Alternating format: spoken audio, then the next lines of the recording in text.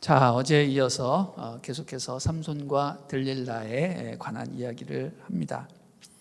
삼손은 들릴라에게 빠져서 3번이나 결박을 당했지만 그때마다 적당히 거짓말로 속여서 위기를 모면했습니다.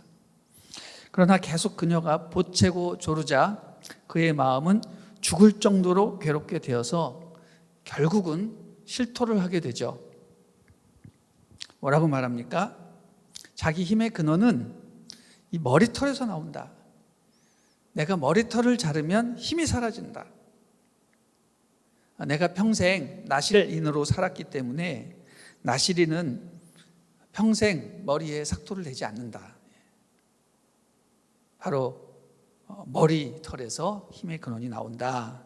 이렇게 얘기를 했습니다. 그것은 삼손이 들릴라를 사랑했기 때문에 결국 고백한 것이라고 말할 수 있습니다. 그렇지만 들릴라는 그 자리에서는 물론 아우 잘했어. 당신이 그렇게 말하는 것을 보니 내가 정말 당신이 나를 사랑한 줄 알겠어 라고 말을 했겠지만 속으로는 어떻게 생각했습니까? 드디어 삼손이 이제 끝났구나.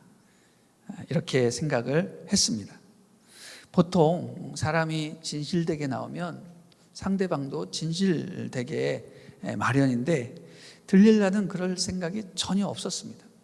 한마디로 그는 삼손을 사랑하지도 그리고 불쌍히 여기지도 않았습니다. 그녀는 곧바로 이 모든 사실을 블레셋 사람들에게 다 일러 바쳤습니다. 그리고 결론이 뭐예요? 약속된 돈을 받았습니다. 결국 돈이에요, 돈. 예수님도 돈 때문에 팔리신 거 아닙니까? 여러분, 이처럼 악의 세력에게 진심을 털어놓는 것은 어리석은 일입니다. 그들에게 진심은 약점을 잡히는 빌미만 제공할 뿐이지 아무 소용이 없습니다. 여러분, 진심은요 사람에게 털어놓는 것이 아니라 하나님께 털어놔야 됩니다. 사람에게 아무리 진심을 말해봤자 그것은 오히려 약점이 잡히고 그것으로 배신당하기가 쉬운 거죠. 사람은 믿을 대상이 아니라 사랑할 대상이다. 진심을 털어놓을 대상이 아니라는 사실을 또 한번 깨닫게 됩니다. 우리 19절부터 21절을 한번 읽어주시기 바랍니다. 시작. 들릴라는 삼손을 자기 무릎 위에 잠들게 하고 사람 하나를 불러서 7가닥으로 따은 그의 머리카락을 깎게 했습니다. 그리고 그녀는 그를 괴롭게 해보고 그의 힘이 떠난 것을 확인했습니다.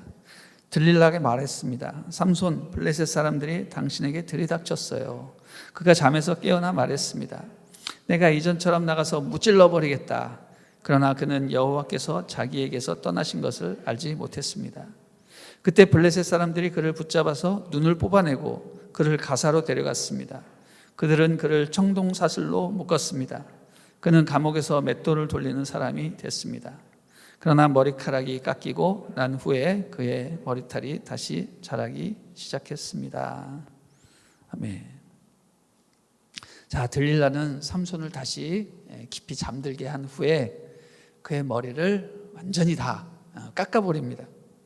그리고 19절 보니까 심지어 그의 힘이 다 떠난지 확인사살까지 하는 것을 보게 됩니다. 얼마나 잔인한 여인입니까? 그래서 그의 힘이 완전히 사라졌음을 확인한 후에 이제 삼손을 깨우는 거죠. 삼손 빨리 일어나요. 블레셋 사람들이 쳐들어왔어요. 삼손은 또 벌떡 일어나서 이전과 같이 힘 자랑을 좀 하려고 딱 힘을 줬는데 어떻게 됐습니까? 하나님께서 이미 삼손을 떠나셨습니다. 그는 힘없는 사람이 되어서 군사들에 의해 쉽게 포박이 되어서 두 눈이 뽑히고 가사로 끌려갔습니다. 그리고 그는 그 감옥에서 청동으로 만든 사슬에 매어서 하루 종일 맷돌을 가는 그런 신세가 되었습니다. 자, 여러분, 여기서 우리가 한 가지 반드시 알아야 할 것은 뭐냐면 17절 말씀에 보면 삼손의 힘이 머리칼에서 나왔으니 그것을 깎으면 힘이 사라진다라는 그런 말의 의미입니다. 여러분, 실제로 삼손의 힘이 그의 머리카락에서 나왔을까요? 아닙니다. 힘의 근원은 머리카락이 아닙니다. 힘의 근원은 오직 하나님이십니다. 할렐루야. 하나님이 계시면 힘이 나는 것이고요, 하나님이 안 계시면 힘이 사라지는 것입니다. 그런데 왜 머리카락에서 힘이 난다고 생각했을까요? 그리고 왜 머리카락이 잘리니까 진짜 힘이 사라졌을까요? 여러분, 나시린의 규례가 그렇기 때문에 머리카락을 자르면 힘이 사라지는 것입니까? 아닙니다. 나시린의 규례란 뭐냐면 자신을 세상 사람과 구별하여 하나님 앞에 성결하게 사는 것을 말합니다. 하나님이 하지 말라는 것을 주의 깊게 지키면서 내가 하나님을 전심으로 사랑한다는 것을 보여주는 것을 말하는 거죠. 바로 그런 정신에서 힘이 나오는 능력이 생기는 것입니다. 단순히 머리카락 안 자른다고 힘이 생기는 게 아니라는 말입니다. 그런데 삼손은 어떻습니까? 나시린으로 태어나서 힘을 얻어가지고 그 힘으로 블레셋도 죽였지만 또 뭣도 해요? 자기의 정욕도 채우잖아요.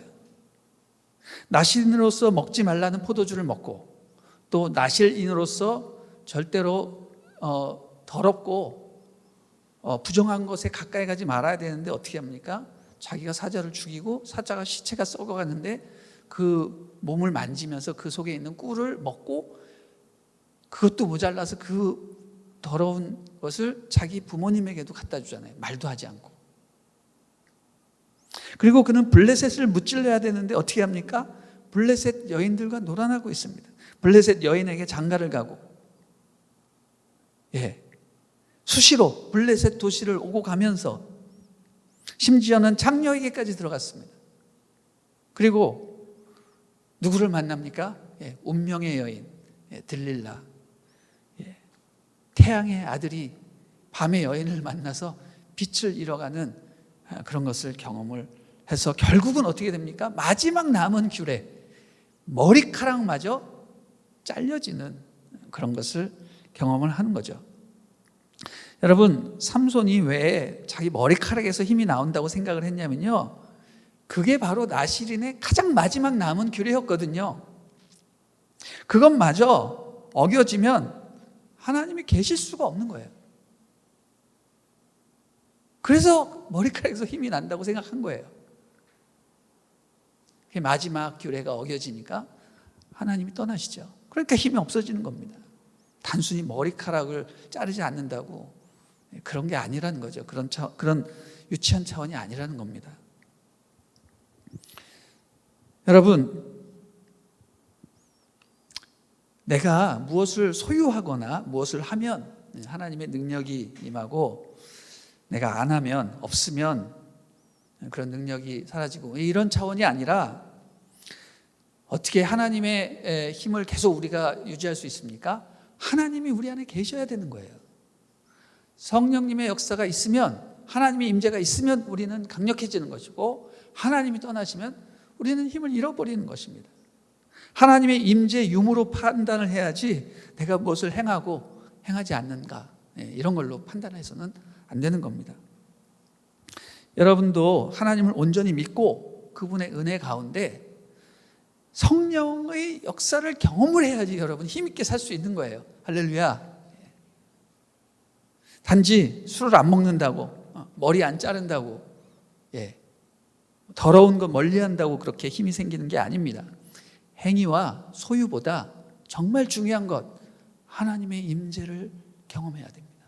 하나님께서 여러분과 함께 하셔야 힘이 생기는 것입니다. 여러분이 아무리 교회 열심히 나와도 계속 하나님의 마음을 어렵게 하고 또 계속 죄를 짓게 되면 주님이 계시고 싶으셔도 계실 수가 없어요. 우리 주님이 인격적인 분이시라서 여러분이 원하지 않으면 그냥 떠나세요. 정말 마지막 남은 경계선마저도 무너지면 완전히 성령께서 떠나시는 거죠. 바로 삼손이 그런 케이스였습니다. 주님이 떠나시니까 저보다도 힘이 없는 거죠. 자, 여기서 이제 그 이후로 참으로 마음이 아픈 그런 사건이 발생을 하죠. 블레셋에게 잡히자마자 그의 눈이 뽑히게 됩니다. 여러분, 왜 눈부터 뽑았을까요? 이것은 1차적으로 그 힘센 삼손이 도망가지 못하도록 눈을 뽑았다고 생각을 합니다. 또 고대 근동의 중요한 포로들은요, 그냥 끌고 가지 않고 다 눈을 뽑아서 끌고 갔습니다. 그런데 여러분, 그런 1차적인 의미가 있는 것이 아니라 여기에는 중요한 영적인 의미가 있습니다. 바로 삼손은요, 안목의 정욕 때문에 눈이 뽑힌 거예요. 시력을 잃어버린 겁니다. 다시 말해서 블레셋 사람들이 그의 눈을 뽑은 게 아니라 하나님께서 그의 눈을 뽑으신 겁니다. 그의 눈이 뽑히고 시력을 상실해야 비로소 그는 정신을 차릴 수 있었거든요. 그토록 안목의 정욕에 사로잡혔던 삶이 이제 비로소 안식을 누리게 되고 더 이상 음란한 것 보지 않고 어둠 속에서 참빛 대신 예수님을 참빛 대신 하나님만 바라볼 수 있게 된 것입니다. 여기서 우리는 예수님의 말씀을 떠오르게 됩니다. 마태복음 5장 28절 29절 한번 읽어보겠습니다. 시작. 나는 너희에게 이르노니 음욕을 품고 여자를 보는 자마다 마음에 이미 간음하였느니라. 만일 내 오른눈이 너를 실족해 하거든 빼어내버려라. 내 백체 중 하나가 없어지고 온몸에 지옥에 던져지지 않는 것이 유익하며, 이렇게 말씀합니다. 여러분, 우리 주님은요, 그의 눈을 뽑아버림으로 인해서 그가 지옥에 떨어지지 않도록 구원을 하셨다는 거예요. 여러분, 삼손이 지옥 갔을까요? 지옥에 안 갔을까요? 지옥에 안 갔습니다. 그의 눈을 뽑아버리셨거든요.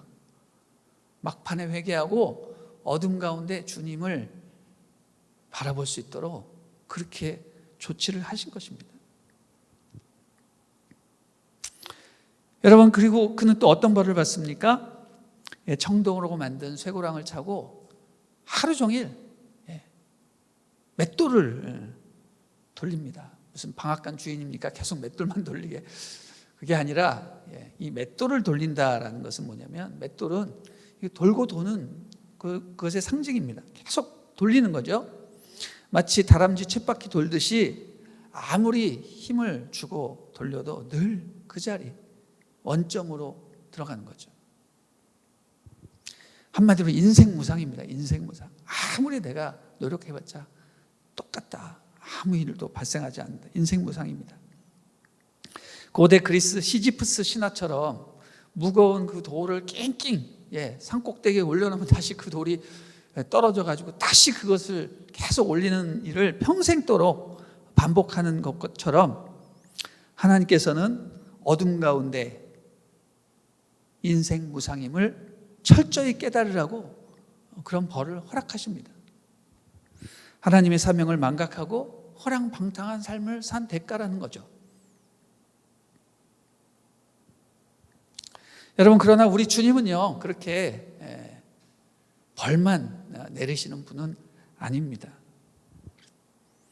삼손을 사랑하시는 하나님이십니다. 그래서 벌도 주시지만 회복의 은혜도 주십니다. 어둠 속에서 회개한 자에게 다시 재기할 기회를 주십니다. 바로 그의 머리에서 머리털이 자라고 있다라는 그 한 구절의 말씀이 회복을 엿보게 하는 것이죠. 우리 마지막 22절 다시 한번 읽어보겠습니다. 시작. 그러나 머리카락이 깎이고 난 후에 그의 머리털이 다시 자라기 시작했습니다. 이 머리털이 자라기 시작했다는 것은 그 마음에 양심이 새롭게 싹 트기 시작했다라는 뜻입니다. 다시 말해서 삼손은요, 어둠 속에서 깊이 회개하고 빛 대신 하나님을 찾기 시작했습니다. 하나님의 사명을 드디어 다시 발견하기 시작합니다. 그랬더니 이 영적인 앵글이 무엇을 비춥니까? 그 어둠 속에서 삼손의 머리를 비추는 거예요. 빡빡 깎인 대머리 삼손이었지만 거기서 머리털이 조금씩 자라고 있다는 것을 클로즈업 해주고 있습니다. 야, 얼마나 감동입니까? 눈도 뽑히고 그 어둠 속에서 맷돌만, 쇠사슬을 맨 채 맷돌만 갈고 있는 그 정말 무기력한 비참한 삼손에게 한 줄기 희망의 빛이 비춰지는 거예요. 그가 어떻게 극적 반전을 일으킬지 기대가 되는 그런 본문입니다. 결과는 어떻습니까? 두둥 개봉박두 내일 말씀 기대하시고 보시기 바랍니다. 여러분, 삼손과 같이 정욕을 억제하지 못해서 눈이 뽑히고 쇠사슬을 메고 매일 똑같은 일을 반복하는 그런 비참한 곳에 빠져서 결국 회개하는 그런 삶을 살지 마시고, 우리 건강할 때, 힘 있을 때, 빛이 있을 때 하나님께 충성하고 최선을 다해서 하나님께 영광 돌리는 그런 삶을 사시기를 축복합니다. 우리가 건강할 때, 하루라도 젊었을 때 정말 주님 앞에 충성하는 그런 삶을 꿈꿉니다. 우리는 늦었다고 생각할지 모르지만 주님은 절대로 늦었다고 생각하지 않으십니다. 바로 오늘 이 순간부터 결단하고 회개하고 주님 앞에 나아가면 하나님께서 놀라운 은혜를 베풀어 주실 줄 믿습니다. 끝까지 맡은 바 사명 잘 완수하고 하나님께 칭찬받는 우리 모두가 되기를 주님의 이름으로 축원합니다. 아멘.